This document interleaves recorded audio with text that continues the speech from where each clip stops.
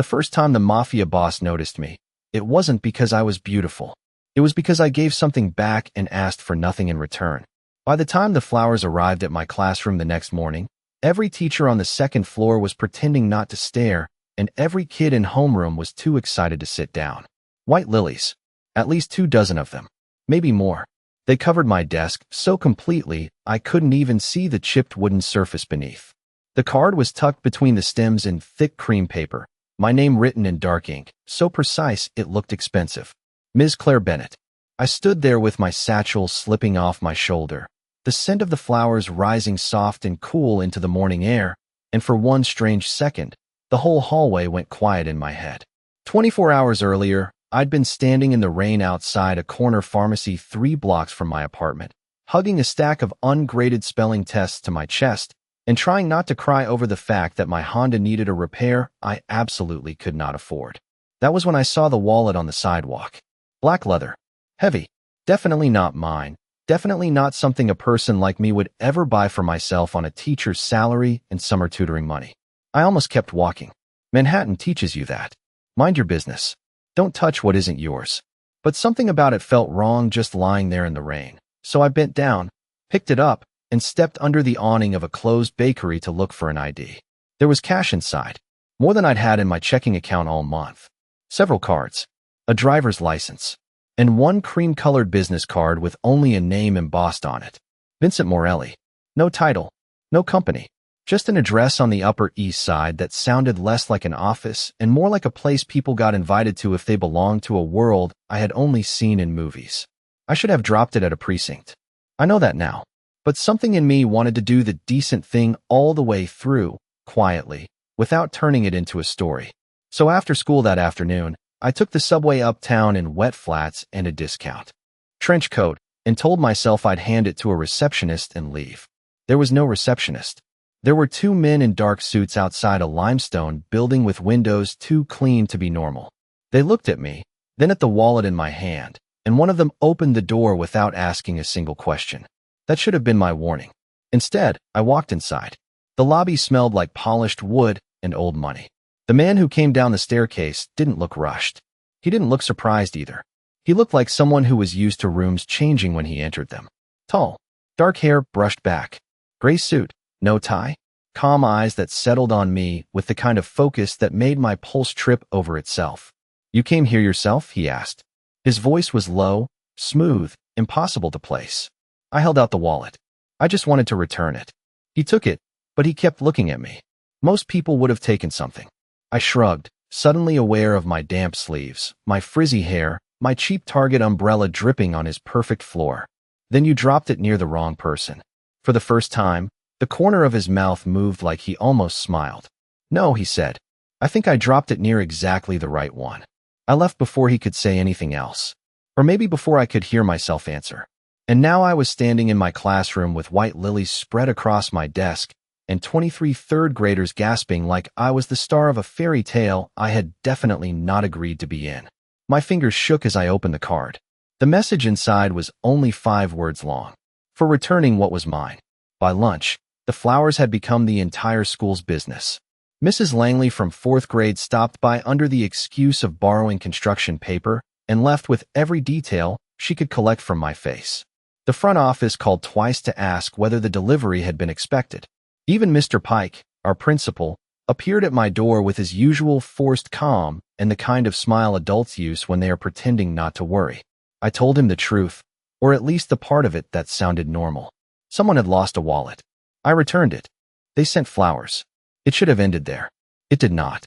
The card stayed in my desk drawer all morning, but I could feel it there like a second pulse. For returning what was mine.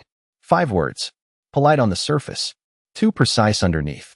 My students, thankfully, were more interested in the lilies than the mystery.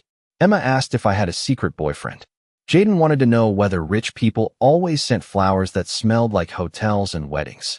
I laughed, because that was easier than explaining why a man with quiet eyes and a building full of security had looked at me like I was a question he intended to answer himself.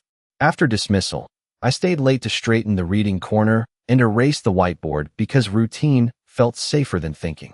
The sun had already dropped behind the brick buildings across the street. turning the classroom windows dark and reflective. I was stacking math folders when my phone buzzed with an unknown number. I stared at it until the screen nearly went black, then answered with more caution than hello. Claire Bennett. There was a beat of silence, and then that same low voice from yesterday moved through the phone like he had somehow stepped into the room without opening the door. I was told flowers to a classroom might be inappropriate. I sat down slowly in my desk chair.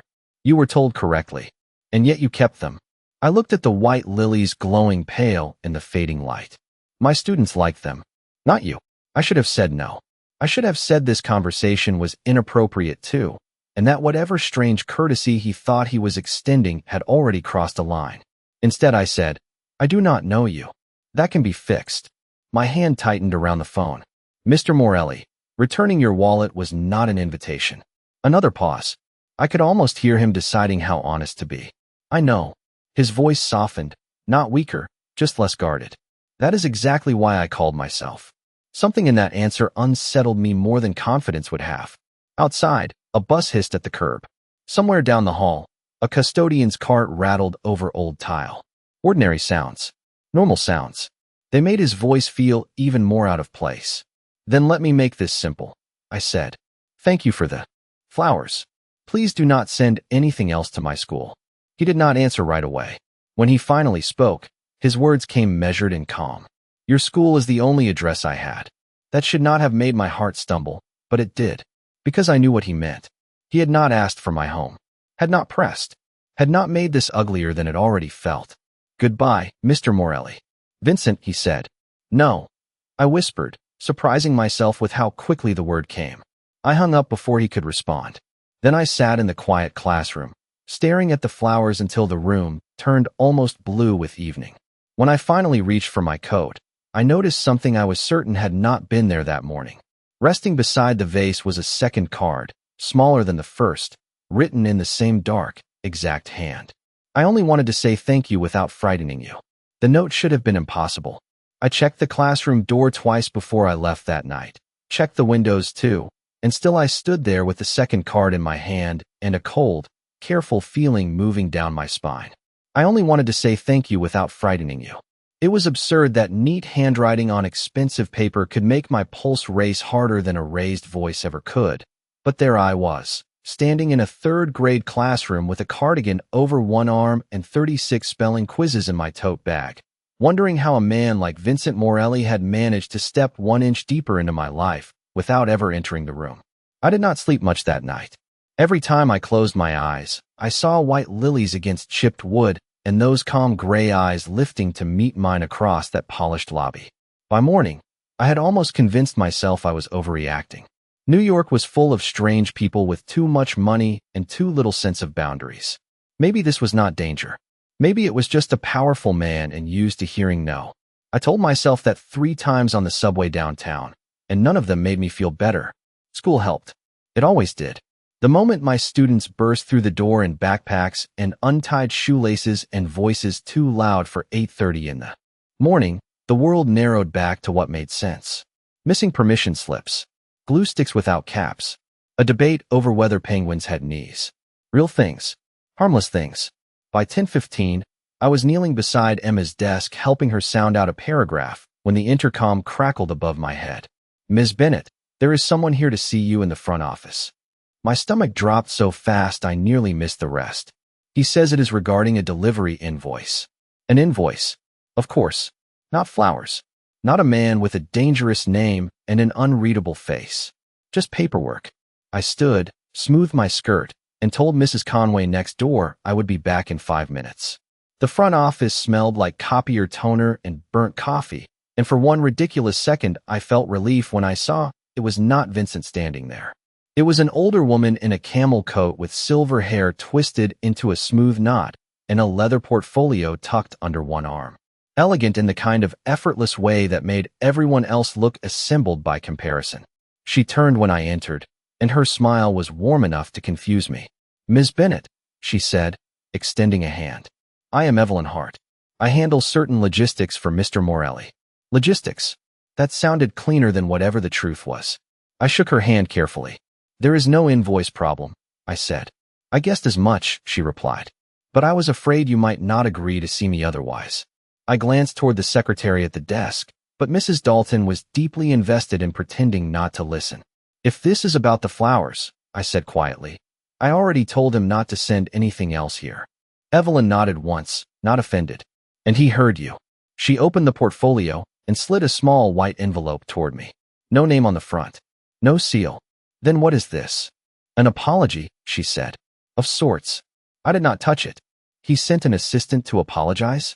He sent the person most likely to be received without causing alarm. Her eyes flicked to the bulletin board behind me, to the student artwork taped in bright crooked rows, and something softened in her expression.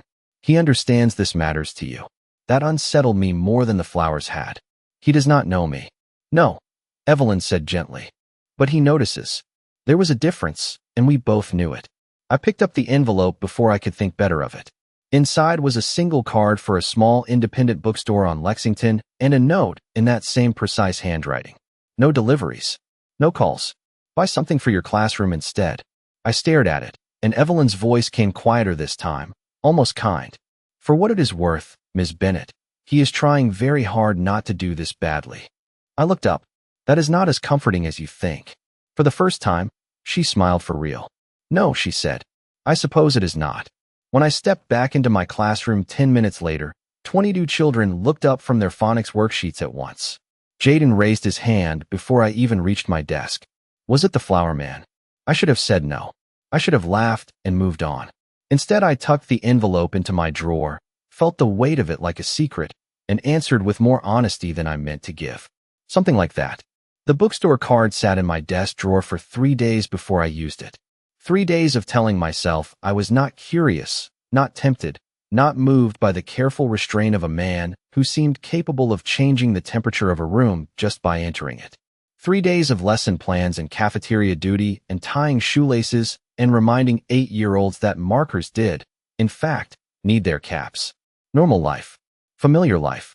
I held on to it like a railing. But Friday afternoon came with cold rain and a staff meeting that should have been an email, and by the time I finally locked my classroom door, I was too tired to keep arguing with myself. The bookstore was warm and narrow and smelled like paper, dust, and coffee grounds from the tiny machine in the back corner. Real warmth. Human warmth. Nothing polished or intimidating about it. I told myself I was here for my students, which was not a lie. Our classroom library had been held together for months by donated paperbacks, tape on the spines, and my habit of buying $2 used books whenever I could. The gift card covered more than I expected. I stood in the children's section with a basket looped over my arm, choosing chapter books and picture books and a set of biography readers I had wanted since September. For the first time all week, my shoulders loosened. It felt simple, safe. Then I saw the second envelope tucked inside the last book on the shelf. Thin white paper between 2 copies of Charlotte's Web, like it had been waiting for me. My fingers went cold before I even touched it. There was no name on the front this time either. Just my own handwriting reflected back at me in memory, because somehow the silence of that blank paper felt more personal than ink would have. I opened it standing right there between a display of dinosaur stickers and a bin of early readers. One line. I thought you would choose books before anything for yourself. I read it twice. Then a third time, slower. Not because I did not understand the words, but because I understood them too well. He had not only guessed I would come here. He had guessed exactly what I would do first. A small noise escaped me, half breath, half disbelief. You look like somebody just proposed marriage in the history aisle. I turned so fast the envelope nearly slipped from my hand. My best friend, Nora Ellis, stood 2 feet away holding an umbrella and a takeout cup the size of a flower vase. Red hair damp from the rain, blue peacoat, eyes narrowed with delighted suspicion. Of all people, of course it had to be Nora. We had taught across the hall from each other for 2 years, and there were very few things she could not read on my face within 10 seconds. I shoved the note into the nearest book on instinct. You were following me? I was buying coffee and saw you through the window looking haunted beside the classics. She tipped her head, which, for the record, is not normal Friday behavior even for you. I laughed, because the alternative was telling her the truth in the middle of a bookstore. Long week. Nora's gaze dropped to the basket in my hand, then to the envelope I had failed to hide completely. That is not long week energy. That is man trouble. It is not man trouble. She lifted one eyebrow. Claire, on Monday your classroom looked like a wedding florist had a nervous breakdown in it. On Wednesday, some elegant woman, who definitely did not work for the Department of Education, came looking for you. And now you are blushing in front of Beverly Cleary. I was not blushing. Probably. You are exaggerating. I am a teacher. Exaggeration is how I survive parent conferences. She took my elbow and steered me toward the back coffee counter before I could protest. 10 minutes later, I was seated at a tiny round table with a paper cup warming my hands while Nora looked at me the way people look at unexploded fireworks. Waiting. I told her a version of the story. The wallet. The flowers. The card. I left out the part where hearing his voice had made the room feel smaller, and I definitely did not mention the way my heart had betrayed me every single time he anticipated something about me. Nora listened without interrupting, which was how I knew she was alarmed. When I finished, she let out a low breath. Claire, I know. Do you? Her voice softened. Because this does not sound normal. He has not actually done anything wrong. The second the words left my mouth, I hated how defensive they sounded. Nora noticed too. That is not the same as safe. I stared into my coffee. Steam curled against my face. Outside, rain streaked the bookstore windows in silver lines. I told him to stop contacting me, I said quietly. Maybe he thinks he is respecting that in some strange billionaire-adjacent way. Billionaire-adjacent is not a personality, Nora said. I almost smiled. Almost. Then the bell above the front door chimed, and something changed in the room. It was not loud. No one gasped. No dramatic silence fell. But the air shifted anyway, subtle and unmistakable, like pressure before a storm. Nora's eyes lifted first. Then mine did. Vincent Morelli stood just inside the bookstore entrance, rain darkening the shoulders of his charcoal coat, one hand still on the door, his gaze already fixed directly on me. For one suspended second, nobody moved. Rain tapped softly against the bookstore windows. The espresso machine hissed in the back. Somewhere near the front display, a child laughed over a stack of picture books. Ordinary sounds. Small sounds. They made his presence feel even more unreal, as if someone had taken a frame from another kind of story and placed it in the middle of mine. Vincent closed the door behind him with quiet care, not dramatic, not hurried, and somehow that made every nerve in my body tighten harder than if he had stormed in. He was dressed simply by his standards, I guessed. Dark coat, charcoal sweater beneath, no tie, no visible guard at his shoulder, but there was still something about him that made the space around him reorganize itself. He belonged nowhere that smelled like old paper and cinnamon coffee, and yet the moment he stepped inside, it looked like the room had been waiting for him all along. Nora leaned toward me without taking her eyes off him. Please tell me that is not him. I kept staring. That is him. Oh good, she muttered. I was worried my imagination had suddenly become both expensive and terrifying. Vincent's gaze shifted once, taking in Nora, the books on our table, the envelope half hidden beneath my hand. Then he started walking toward us, measured and calm, and with every step I felt more aware of my own heartbeat, of the paper cup warming my fingers, of the fact that I had nowhere graceful to go. He stopped beside our table, not too close. Close enough. Ms. Bennett, he said. That voice again. Low, controlled, the kind that made every word sound chosen instead of spoken by accident. I owe you an apology. Nora looked at me, then at him, then sat back in her chair with the expression of a woman who knew she was witnessing something she would absolutely discuss later in great detail. I set my coffee down carefully. You keep finding creative ways to say that. His eyes held mine. Apparently the previous ones were not sufficient. I should have been angry. I was angry. But anger was difficult to hold cleanly when he was standing there looking less like a threat than a man who had shown up in the rain because something had mattered enough to make him come himself. That was the problem. He never pushed in the way I expected. He adjusted. He listened. He found another path. You should not have left notes in the store, I said quietly. You should not have sent someone to my school. He accepted that with a slight nod. No argument. No charming deflection. You are right. It would have been easier if he had acted arrogant. Easier if he had smiled. Like men do when they think rules are decorative. Instead, he looked almost tired, and that unsettled me more. Nora cleared her throat. I am Nora, she said brightly, because of course she did. I teach 4th grade across the hall, and since I am clearly part of this now, I would like the record to show that I am reserving judgment. For the first time, Vincent's mouth shifted at the corner, not quite a smile, but close. That seems fair. Nora studied him for another beat, then stood and gathered her coffee with suspicious dignity. I suddenly remembered I need to look at greeting cards on the other side of the universe. She squeezed my shoulder as she passed behind me. Text me in 10 minutes. If you do not, I am calling you anyway. And then she was gone, leaving me alone with him and a basket of children's books and the kind of silence that was somehow louder than conversation. Vincent looked at the stack beside me. You bought biographies, he said. And phonics readers. You sound surprised. No, he said softly. Only confirmed. I hated the way that landed somewhere tender in me. You should not know enough about me to be confirmed of anything. That is exactly what I came to talk about. He glanced toward the front counter, where the bookseller was pretending not to observe us, while very clearly observing us. When he looked back at me, his expression had changed, less composed, more honest than I had seen before. I know this has been intrusive. I know I have handled it badly. Then why keep doing it? The question came out sharper than I intended, but it was the truest thing in me. Why the flowers? Why the notes? Why this careful circling around a woman who had simply returned a wallet and wanted her life back? Vincent was quiet for a moment, and when he answered, his voice had lost some of its polish. Because you walked into my world for 5 minutes, he said, and then walked out untouched by it. Do you have any idea how rare that is? I swallowed. He went on before I could answer. You did not ask for money. You did not take a photo. You did not stay to see what you might gain.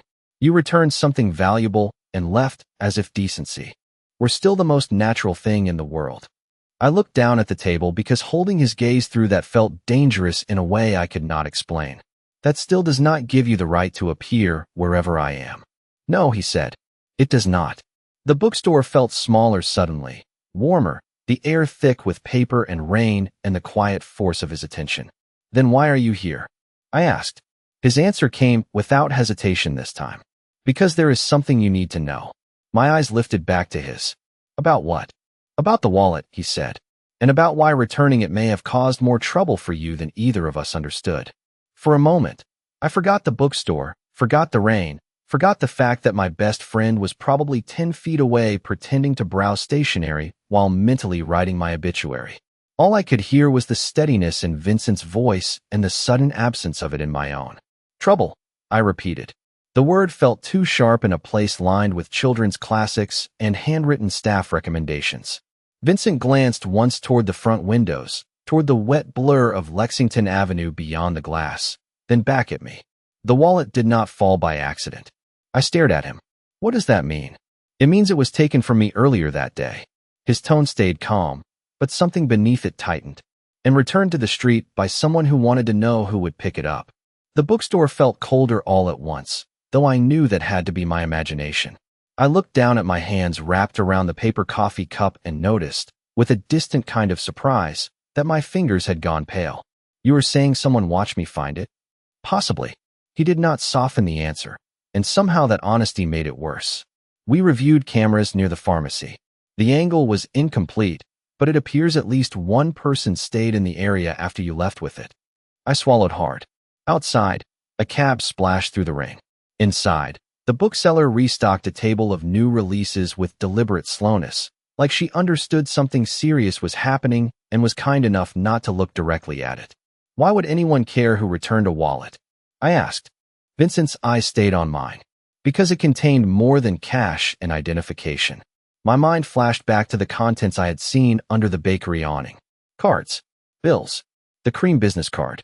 I did not take anything, I said quickly. I know. I barely looked. Claire. The way he said my name stopped me. Not loud. Not intimate. Just certain. I know. I let out a breath I had not realized I was holding. Then another thought hit me, colder than the first. The photograph. His expression changed almost too subtly to notice, but I noticed. Something quiet and guarded passed across his face. Yes, he said. The photograph. I remembered it then with perfect, unwelcome clarity. Tucked behind one of the cards. Small, worn at the corners. A little girl standing beside a man in a dark coat, her smile wide, her hand lifted halfway toward the camera like she had been caught in motion. I had only seen it for a second before sliding it back, But now it came back to me as clearly as if it were still in my hand. Who is she? I asked before I could stop myself. Vincent did not answer immediately. He looked down at the books in my basket instead, at a stack of biographies for children and a paperback copy of Because of Winn-Dixie. And for the first time since I had met him, he looked less like a man in control of everything and more like someone choosing whether to open a locked door. My sister, he said at last. Her name was Sophia. Was. The single word settled between us with more weight than anything else he had said. I did not ask the next question. I did not have to. He saw it in my face anyway. She is gone, he said quietly. There was no drama in the sentence. No performance. Just fact, pressed flat by time and held together with discipline. I looked down at the bookstore card tucked beneath my hand, then back at him. And someone took your wallet because of that picture? Among other reasons. He shifted slightly, as if he disliked saying this in public, disliked bringing the edges of his world into a place as ordinary as this. There are people who think old grief makes useful leverage. They were wrong. But if they saw you pick up the wallet, then they may have assumed you saw something you did not understand. My heartbeat turned heavy, and the flowers were meant to do two things at once, he said. Thank you. And make it clear that you were connected to me before anyone else decided to test that. I stared at him. You marked me. The words came out before I could soften them. He did not flinch.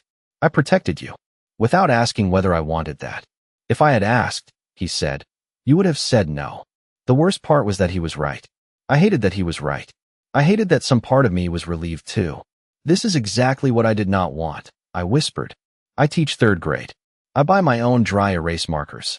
I spend Sundays laminating vocabulary cards because the school budget ran out in October. I do not belong anywhere near whatever this is.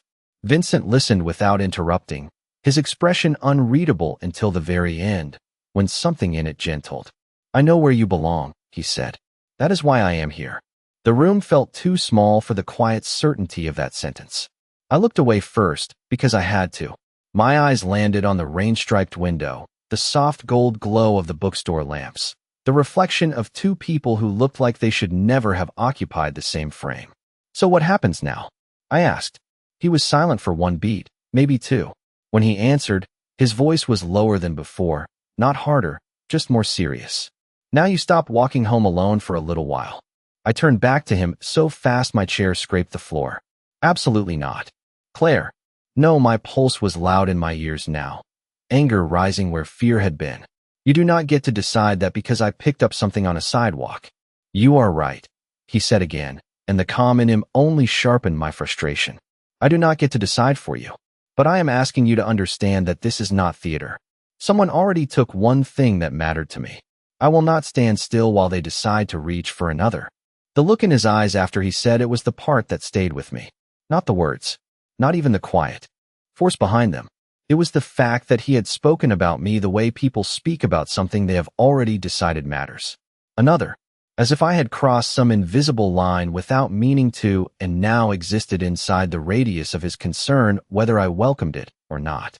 I pushed back from the table so quickly the chair legs scraped again, sharp against the bookstore's soft noise. Do not do that, I said. My voice came out lower than I expected, steadier too. Do not talk about me like I belong in the same sentence as your sister. For the first time since he had walked in, Vincent looked caught off guard. Not offended. Not angry. Just arrested by the truth of what I had said. Rain traced silver lines down the front windows behind him. A customer laughed quietly near the register. Somewhere in the back, Nora was definitely pretending not to eavesdrop with the enthusiasm of a woman eavesdropping professionally. That is not what I meant, he said. Then choose your words better. My hands were trembling now, not with fear exactly, but with the strain of trying to keep my world standing upright, while his kept pressing against it from every side. You do not get to step into my life, leave notes in bookstores, send people to my school, and then act as if that is protection just because your intentions happen to be noble in your own head. He held my gaze without flinching. You are right. I let out a breath that shook at the edges. You keep saying that, but nothing changes. Something in his expression shifted then, a flicker of frustration not aimed at me so much as at himself. Because I am not used to this. To apologies? To caring whether I frighten someone while I am trying to keep them safe. The words landed harder than I wanted them to. I looked away first, toward the stack of books in my basket, toward the bright covers and dog-eared display cards, and all the ordinary things that had made sense before Vincent Morelli decided my decency was somehow worth remembering. "You do frighten me," I said quietly. "Not because I think you are going to hurt me. Because every time you explain something, I understand a little more of how far your life is from mine. And somehow, you still keep showing up." Silence stretched between us. Not empty. Full. Then he moved, just enough to reach inside his coat. Every muscle in my body tightened until he drew out not a phone, not a weapon, not anything dramatic, but a folded piece of paper. He placed it on the table between us and stepped back. "Space. Choice. What is that?" I asked. "An address." "For what?" "A driver service," he said. "Only for the next few days. School to home. Home to school. Nothing else. No one speaks to you unless you speak first. No gifts. No calls. No notes." He paused. "If you do not want it, throw it away." I stared at the paper and did not touch it. "You think this fixes things?" "No." His voice was tired now, stripped down to something more human than polished. "I think it gives you one option that does not require trusting me completely." I hated how reasonable that sounded. Hated even more that he seemed to know exactly what shape of help I might accept if it came with enough distance built into it. "And if I say no?" He was quiet for a second. "Then I will still make sure someone keeps an eye on the street outside your school from far enough away that you never have to see them." I looked up sharply. "That is not better." "I know." The corner of his mouth shifted in something too restrained to be humor. "But it is honest. I should have walked out. I knew that. I should have left the books on the table, called Nora, gone home, locked my apartment door, and refused to let one dangerous, impossible man rearrange another inch of my life. Instead, I stood there frozen between anger and the awful pull of relief. Because underneath all my resistance, underneath every objection, there was one truth I could not smooth away. I believed him. Not about everything.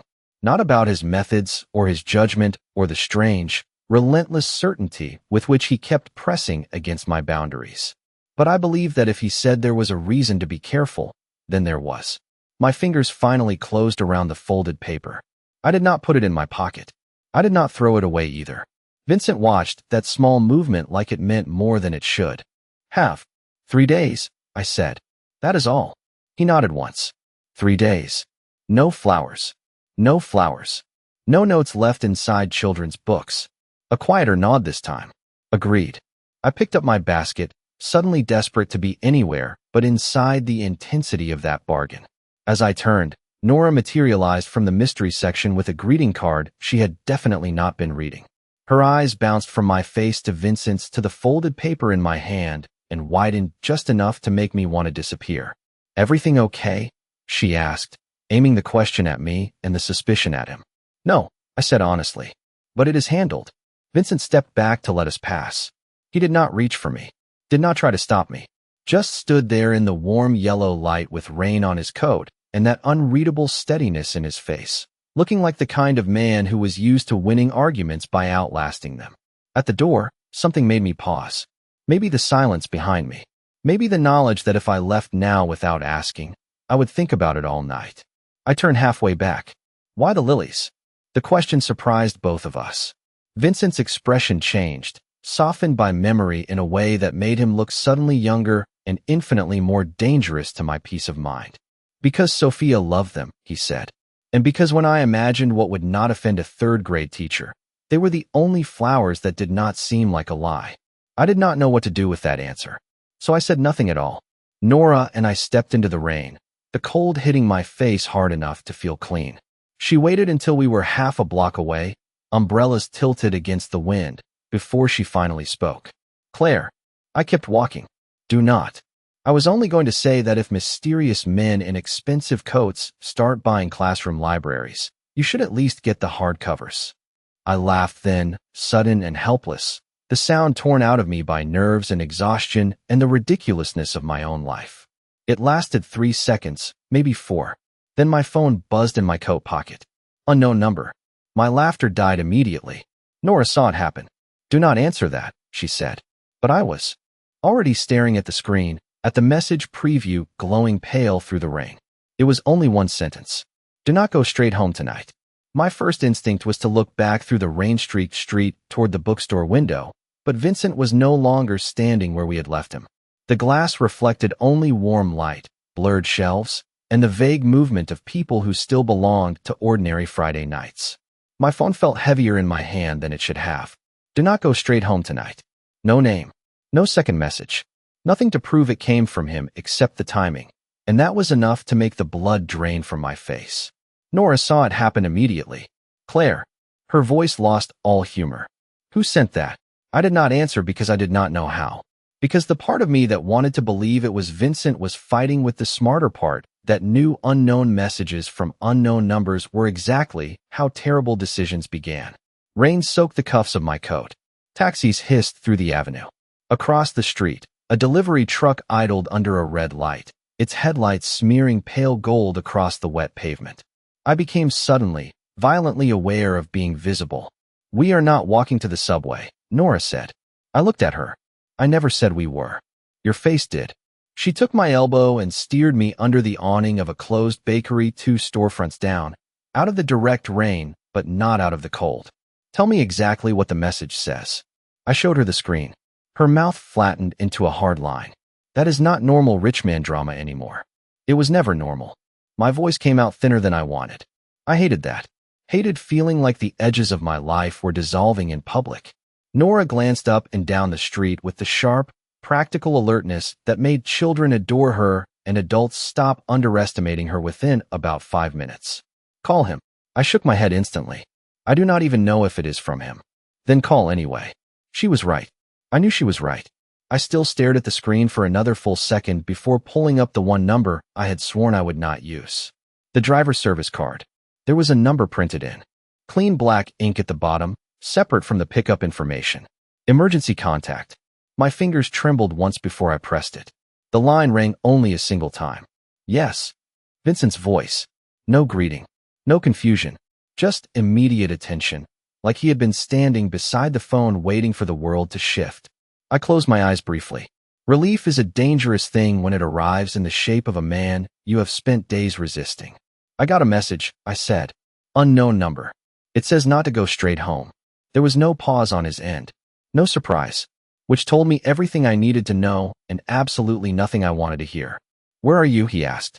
Lexington and 72nd. Outside the bookstore. Stay under the awning. Do not get into a cab. Do not walk to the corner. My spine stiffened. Vincent. Claire. The way he said my name stopped every protest I had lined up. He was still calm, but the calm had changed. Tighter now. More dangerous because it was working harder. I am 2 minutes away. 2 minutes. My breath caught. You were still nearby? Yes. Nora had been listening to my side of the call with zero shame. At that, her eyebrows climbed high enough to disappear into her hairline. I turned away from her and lowered my voice. You said 3 days. Distance. And I kept it, he said. Until now. I wanted to argue. I wanted to tell him this was exactly the problem. That men like him always heard boundaries as suggestions if fear gave them a moral excuse. But then a dark sedan rolled slowly past the curb, too slowly for traffic, its windows tinted enough to turn the interior into shadow. It kept moving after a beat, but not before my heart had slammed once, hard and painful, against my ribs. Nora saw it too. Her grip on my sleeve tightened. Claire. I saw it. I spoke into the phone before Vincent could ask. A car just passed. Black sedan. Slow. His response came instantly. License plate. I could not see it. Did it stop?